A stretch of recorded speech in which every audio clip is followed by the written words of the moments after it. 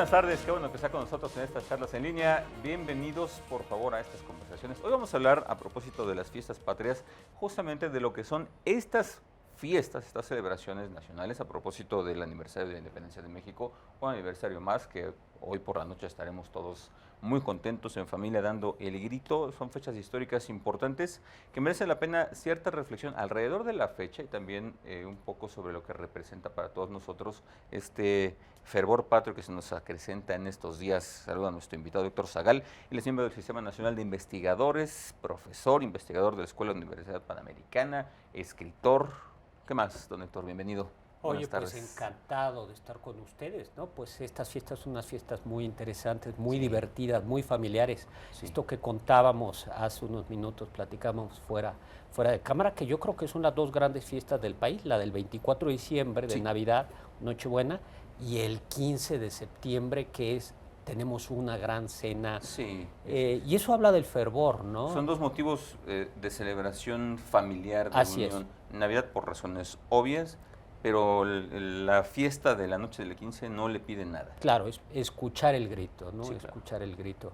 Y hablando de ocasiones festivas, a mí, que tengo un poquito de amargado, me gusta comenzar siempre contando el septiembre más triste de nuestra historia. ¿Hay un septiembre triste? Yo creo que hay uno muy amargo, que es el 15 de septiembre, en realidad el 14, pero el 15 de septiembre de 1847, en Palacio Nacional, ondea la bandera de Estados Unidos. O sea, ya siendo independientes. Sí, o sea, México es independiente, México se independiza en 1821. Hay que recordar que en 1846 Estados Unidos le declara la guerra a México, una guerra que le va a costar a México, para que nos hagamos una idea del tamaño, le cuesta por supuesto Texas, que ya estaba perdida, le cuesta California, Nevada, Arizona, Nuevo México, Colorado,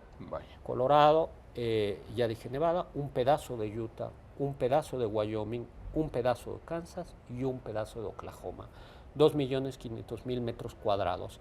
Y esa guerra se pierde, la última batalla que se presenta es el 13 de septiembre de 1847, donde dicen que como la selección nacional luchamos como nunca y perdimos como siempre. Y el 14 de septiembre en la tarde entran los norteamericanos a la Ciudad de México, el gobierno se va, abandona. Es muy interesante cómo el pueblo, la Ciudad de México, comienza a ofrecer una resistencia desorganizada. El 14 de septiembre en la tarde, un norteamericano iza la bandera yanqui en el Palacio Nacional y le dan un balazo. Nadie sabe de dónde viene el balazo y cae. Y ya para el 15 de septiembre está ondeando la bandera de Estados Unidos. Y no solo eso, sino que el desfile más triste de nuestra historia es el general Scott, que es el que comandaba esta invasión, organiza, así como para que quede claro quién manda, un desfile que va de tropas yanquis, que va de la Alameda Central por la calle de Platero, por la calle de Madero hasta el Zócalo, ¿no? Entonces, como podrás comprender, es un 15 de septiembre donde dicen que el único grito que se celebró en el ejército derrotado, que estaba por una parte por la Villa de Guadalupe, ahí estaba el ejército mexicano derrotado, y pues que sí algunos soldados quisieron dar el grito, un grito muy amargo, ¿no? Yo creo que es bueno recordar que no todo ha sido festivo. Y como decía un amigo mío, los yanquis fueron tan malos que se llevaron la parte que estaba pavimentada y tenía los malls, ¿no? Pero otro grito también, no tan amargo, pero amargo, es el del 15 de septiembre de 1864, 15-16. Estamos en Dolores Hidalgo. Las tropas francesas de Napoleón III tienen un relativamente control de México. Ya ha sido coronado emperador de México Maximiliano. Y Maximiliano, y sobre todo su esposa Carlota Amalia de Bélgica, estamos, insisto, en 1864, que tenían buen colmillo, sobre todo ella, se dan cuenta que tienen que ganarse a México. Y entonces se queda Carlota en México organizando las fiestas patrias, y Maximiliano de Habsburgo se va a Dolores Hidalgo. Y entonces se conservan los datos en donde se conservan los datos, donde él traduce su discurso al español, él hablaba alemán. Y lo reciben el 15 de septiembre en la noche con campanas y cohetes en la iglesia de Dolores, y hay una gran fiesta y él da un discurso y un grito donde se escucha, que es muy curioso, viva México, viva la independencia, pero lo está dando un emperador austriaco, viva el emperador de los franceses, viva el rey de Bélgica, viva la emperatriz Carlota y vivan los mexicanos, ¿no? Entonces yo creo que son dos gritos amargos, porque uno no se da porque están los yanquis aquí, y otro lo da un extranjero. Pero yo creo que hay que ir al origen, ¿no? Si te parece, que es 1810. Claro que sí. Sí, ¿no? Importante tener estos dos gritos en consideración, pero vale la pena también ahora sí, ¿a dónde va la celebración, la conmemoración? Pues mira, comenzamos, vamos a ver, como dice también un chiste, a mí me gusta esto de las frases, ¿no? En México la independencia, dicen, la conquista la hicieron los indígenas y la independencia los españoles. ¿Esto qué quiere decir? Esto quiere decir que México Tenochtitlan es conquistado por 300 españoles y algo así como 50,000 indígenas, ¿no? México, 50 eran los aliados, los grandes aliados de los españoles fueron los tlaxcaltecas. En 1810 España ha sido invadida por Napoleón, el emperador de los franceses, y ha depuesto al rey de España, Fernando VII.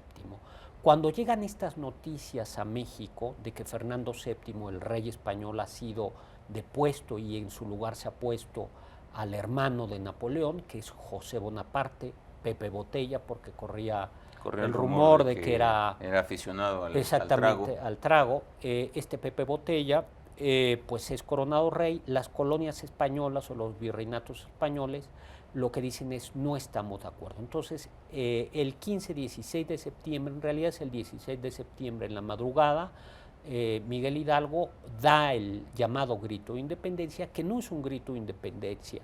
No hay testigos, solo conservamos dos versiones del grito, y en las dos coinciden en que se dice muere el mal gobierno, viva Fernando VII, viva la Virgen de Guadalupe. Entonces, al menos el grito oficial, tal y como lo conserva Lucas Alamán, no invita a la independencia, sino invita a que no vamos a obedecer al rey impuesto, al rey francés. En una versión dice mueran los gachupines, en otra no dice mueran los gachupines, pero la constante es viva Fernando VII y viva la Virgen de Guadalupe. Algo que a veces no entendemos, bueno, la gente que vive ya no en las grandes ciudades, sino en pequeñas ciudades, sí lo entiendes, ¿por qué la campana?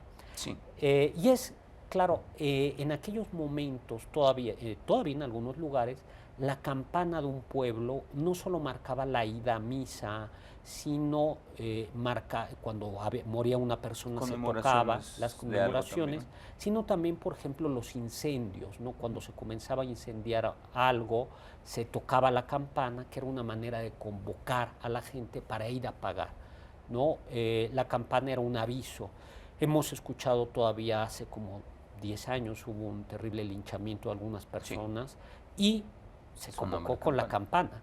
¿No? Entonces la campana antiguamente era una manera de convocar, y eso es lo que hace el cura párroco de Dolores, Guanajuato, que era el padre Miguel Hidalgo. Convocar y explicar, y comienza la independencia. La primera vez que se celebra el 16 de septiembre como independencia que se celebra es en plena batalla. Ignacio López Rayón, me parece, en un pueblo está todavía en batalla y ya celebra el 16 de septiembre. Pero no hay que olvidar que en realidad, la consumación de la independencia, México se independiza como un imperio el 27 de septiembre de 1821. ¿No? En realidad las dos fiestas claves es el 24 de febrero, la gente piensa que es solo por el Día de la Bandera, pero no, es por el plan de Iguala, el abrazo, el ejército trigarante, que quiere decir que las tropas de los virreinales realistas y los insurgentes se van a aliar, y entonces es cuando se consuma en estricto sentido la independencia y se firma el acta de de independencia de este México el 27 de septiembre de 1821. Lo que sucede es que al primer emperador, en México tenemos la costumbre de fusilarlos, y al primer emperador es derrocado, que es don Agustín de Iturbide, a pesar de que los insurgentes como Vicente Guerrero, Guadalupe Victoria, Nicolás Bravo le habían jurado lealtad, es derrocado y más tarde fusilado, y esto va a llevar a que ya para 1822-1823 se deje de celebrar el 27 de septiembre de 1821. La fecha del 27 de septiembre ya no va a celebrarse. ¿Por qué? Porque era la del enemigo que había sido derrocado. Se regresa a la del 15, 16. En realidad se comienza a celebrar la del 16. Se comienza a celebrar, que se había celebrado muy poco, en realidad casi nunca se había celebrado, ¿no? Y comienza a celebrarse ya para el 23. Es al principio una fiesta relativamente modesta, ya aparece la costumbre de celebrar, porque a los mexicanos nos gusta la fiesta. De las grandes fiestas se comienzan a celebrar con una serenata, lo que se decía era una serenata, que era un día antes, se lleva serenata, ¿no? O sea, si la madrugada, y el que impulsa la celebración es Anastasio Bustamante en 1832, que se arma ya un jolgorio, se decía serenata, el 15 de septiembre en la Alameda y el 16 de septiembre, ¿no? Es una fiesta que en aquel momento ya tiene todas las características de la nuestra, que es, se repartían juguetes para los niños pobres, había puestos de fritangas. 1832. 33. ¿No había esta suerte de las arengas o ya existía? Sí existía. Ya como tal. Sí. ¿Cuál? ¿Quién sabe? Pero sí había. Pero lo que no había era la costumbre de subirse al palacio al grito propiamente hablando, a dar al Palacio Nacional. Esta especie de recreación de lo que pasó eso no existe, con el cuidado. Eso no existe. Existen arengas, algunas de ellas se celebraban, después se va celebrando en un lugar que nos parecería extraño, que es el Teatro Nacional, que hoy ya no existe, y que era un lugar, el teatro era un lugar de fiesta, y ahí hay arengas. Ya para 1840-50 es en el Teatro Nacional donde el presidente de la República da la arenga y luego viene la pachanga, ¿no? En realidad, en estricto sentido, por eso es tan interesante Maximiliano de Habsburgo, porque Maximiliano... El segundo emperador. El segundo emperador, ¿no? Estamos en 1864, fusilado en 1867, un emperador austriaco que llega con los invasores franceses, sostenido por algunos mexicanos. Él es el que le va dando ya forma a este protocolo de ir a Dolores Hidalgo, de celebrar, de Dolores, Guanajuato, de celebrar ahí, de que haya una arenga, aunque insisto, es Anastasio Bustamante quien comienza con aquello. Ahora, quien le da ya toda la forma, quien trae la campana de Dolores al Palacio Nacional es Porfirio Díaz, ¿no? Entonces va siendo como un proceso. Siempre queda claro que después de la Alameda, el Zócalo es el lugar de fiesta. Con Porfirio Díaz ya se hace una fiesta mucho más grande. Mucho más. Más estruendosa, pues, sí, más a lo grande. Pues. Sí, aunque siempre estuvo, y eso es muy bonito, hubo dos fiestas. El 15 de septiembre siempre tuvo la fiesta elegante, que era la del Palacio Nacional o la del Teatro Nacional, donde la gente iba elegante, vestida de... Pero siempre está la fiesta, la verbena popular. Que estaba... ¿Había verbena en la Alameda? Sí, te digo, la primera es ya de 1800... en 25 ya hay una. ¿Y será fiesta popular? Popular, ¿no? Por ejemplo, se eleva un globo aerostático, se ilumina, no había iluminaciones eléctricas, entonces con velitas, faroles chinos. Estos faroles chinos son estos farolitos de las posadas que hemos visto, que se ponían con velas, regalos, y poco a poco se va a ir desbordando y se va trasladando al Palacio Nacional. Siempre la fiesta, la verbena popular, va a estar a cargo habitualmente del Ayuntamiento de la Ciudad de México. Y solo la fiesta oficial para embajadores va a estar a cargo del del presidente de la República. Entonces es muy padre. Por supuesto ya hay desde el inicio, se duda de si debe beberse o no alcohol, hay prohibiciones, a veces no hay prohibiciones. Luego estamos con el tema de los cohetes, de los Bueno, no, pirotécnicos. los cohetes eso nunca se prohibieron. De hecho, nunca se prohibieron. De hecho, la esposa del primer embajador español en México, Madame Calderón de la Barca, que es muy importante porque viene en el 35 a México, 34, y reconoce España la independencia en México. Y entonces cuando ella regresa, ella era una escocesa, estudiaba en Estados Unidos, que había conocido muy bien México, y le preguntan, Madame, ¿qué estarán haciendo los mexicanos ahora? Y ella contesta, quemando cohetes, ¿no? Entonces los cohetes, a nadie, a ninguna autoridad se le ha ocurrido durante siglos prohibirlos porque son una parte de la fiesta. Claro. De la fiesta. Lo que sí se intentó prohibir a veces es el alcohol. Claro, pero eso por una suerte de disturbio, de alguien que se le pasaban las copas y pues ya entrando en esos terrenos. De Viva México, pues, eran los gachupines. Echando bala. De eso pasa continuamente, claro, ¿no? Doctor, vamos a hacer una pausa de 2 minutos y regresamos ahora. Perfecto.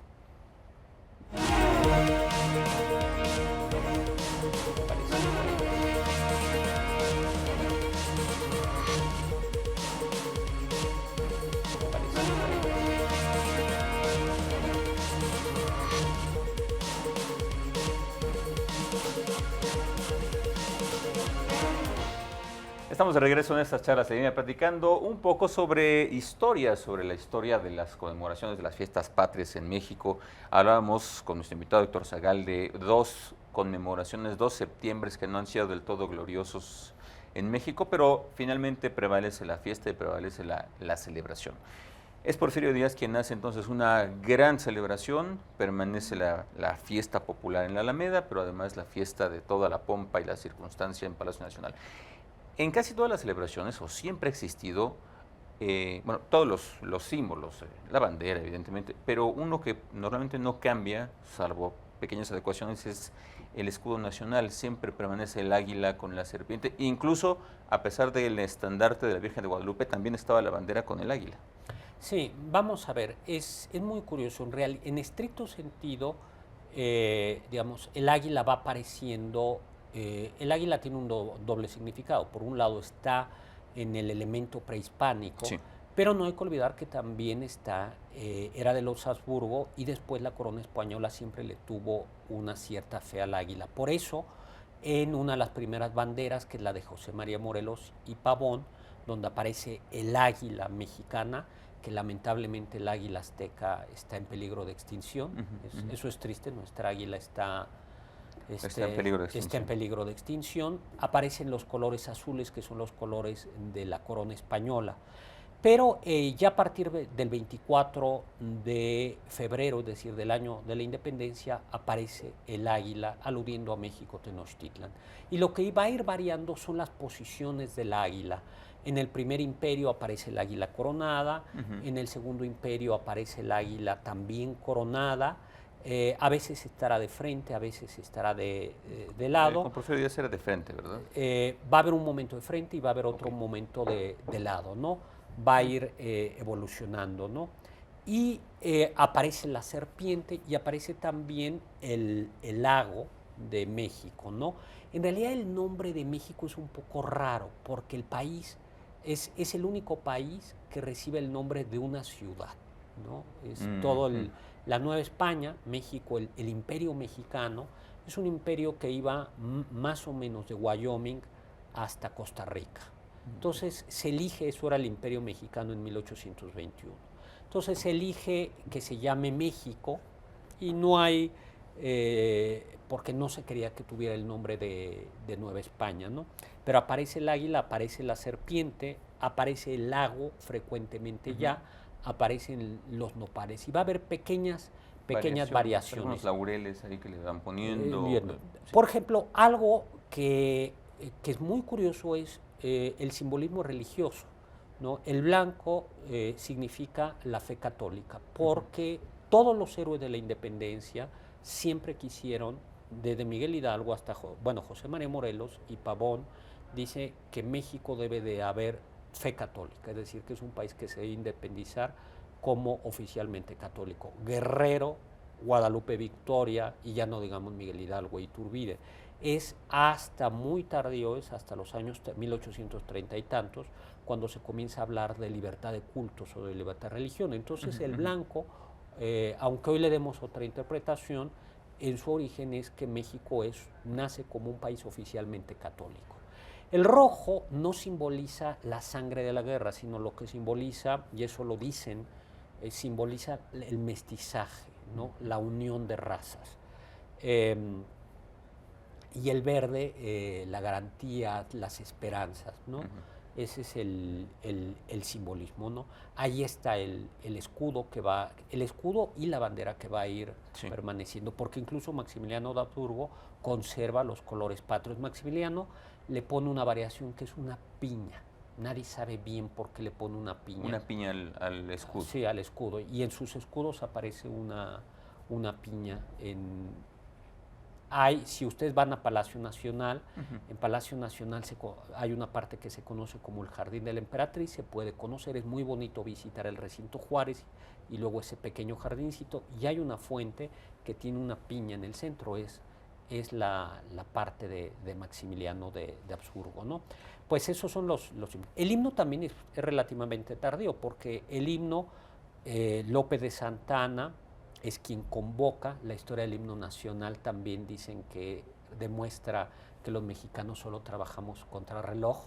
Y bajo presión. Y bajo presión, sí, ¿no? Porque se convoca el concurso de la letra, no hay quien se presente, dan una prórroga, y entonces una mujer le dice a su novio, oye, pues ya ponte las pilas. El novio le dice, no, porque no hay dinero, y le dice, eres poeta, y es... ¿A ti qué te importa el dinero? Este poeta es González Bocanegra, y según la leyenda, la novia de González Bocanegra encierra a González Bocanegra en su cuarto y le dice, mijito, no sales de aquí hasta que no salgan las letras, ¿no?